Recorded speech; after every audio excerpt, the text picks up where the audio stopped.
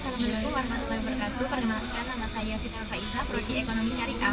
Materi tentang tata kelola perusahaan. Tata kelola perusahaan mengarah pada kumpulan cara kerja dan proses yang membantu memastikan bahwa perusahaan diarahkan dan dikelola untuk menciptakan nilai bagi pemiliknya, secara bersamaan mempunyai tanggung jawab kepada stakeholder. Mekanisme tata kelola internal. Pemilik modal mengadakan mekanisme tata kelola perusahaan untuk memastikan bahwa manajemen bertindak untuk kepentingan terbaik dari pemilik. Mekanisme yang dikendalikan secara langsung oleh pemilik perusahaan disebut mekanisme tata kelola perusahaan internal. Kebanyakan perusahaan memiliki sebuah dewan direksi yang ditugaskan untuk mewakili kepentingan pemilik. Anggota dewan direksi ditunjuk oleh pemilik perusahaan. Dewan direksi biasanya terdiri dari anggota manajemen dan anggota luar yang tidak berpartisipasi dalam operasi sehari-hari perusahaan.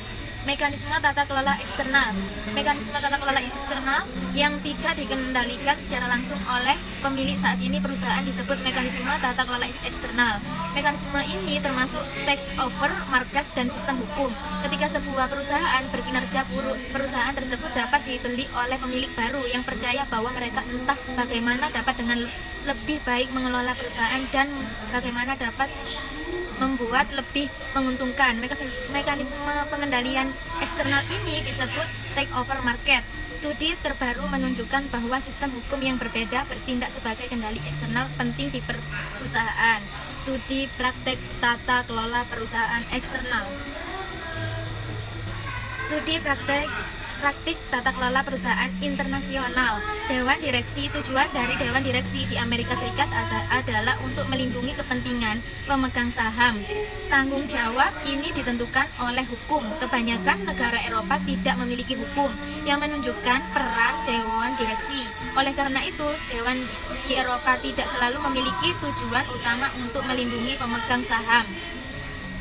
Studi untuk perusahaan Amerika Serikat telah menunjukkan bahwa proporsi yang lebih tinggi dari direksi dari luar tidak berhubungan dengan kinerja perusahaan yang unggul, tetapi dengan keputusan yang lebih baik tentang isu-isu seperti akuisisi, kompensasi perusahaan, dan kualitas pengambilan keputusan.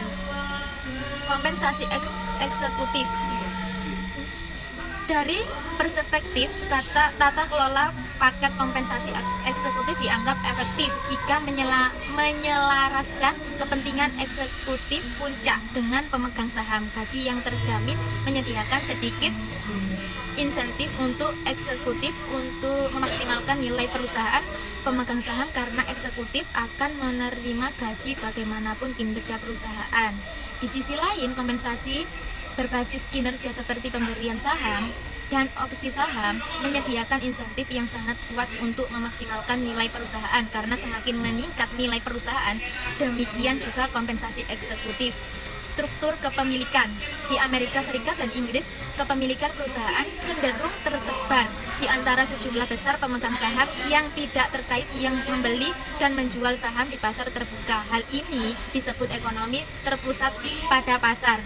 Di sisi lain, kepemilikan di perusahaan Jerman di Jepang cenderung terkonsentrasi di antara pemilik mayoritas seperti bank atau lembaga keuangan besar lainnya. Konvergensi praktik tata kelola.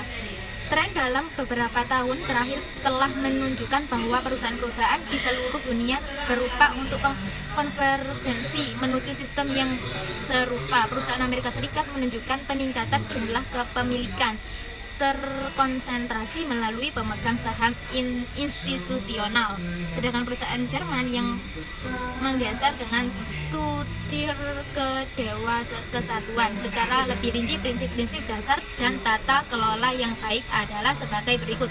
1. Transparansi.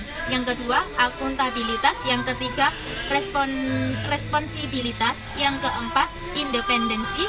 Yang kelima, kesetaraan dan kewajaran.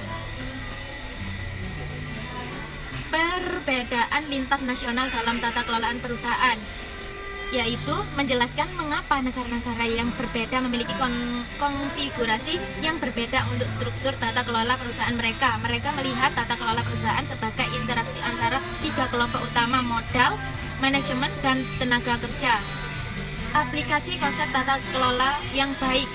Aplikasi tata kelola ini terutama ditunjukkan untuk satu, meningkatkan kemampuan bersaing mendapatkan sumber dari pemerintah maupun non pemerintah. Yang kedua, mengurangi risiko perubahan yang terjadi tiba-tiba dan mendorong menanamkan modal jangka panjang. Yang ketiga, memperkuat sektor finansial. Yang keempat, memajukan manajemen yang bertanggung jawab dan kerja finansial yang solid.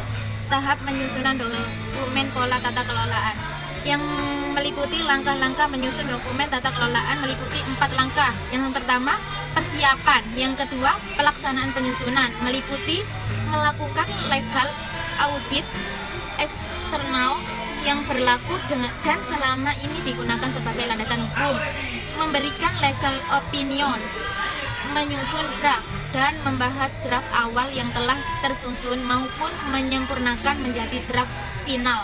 Yang ketiga, mengesahkan dan sosialisasi. Yang keempat, evaluasi. Terima kasih. Wassalamualaikum warahmatullahi wabarakatuh.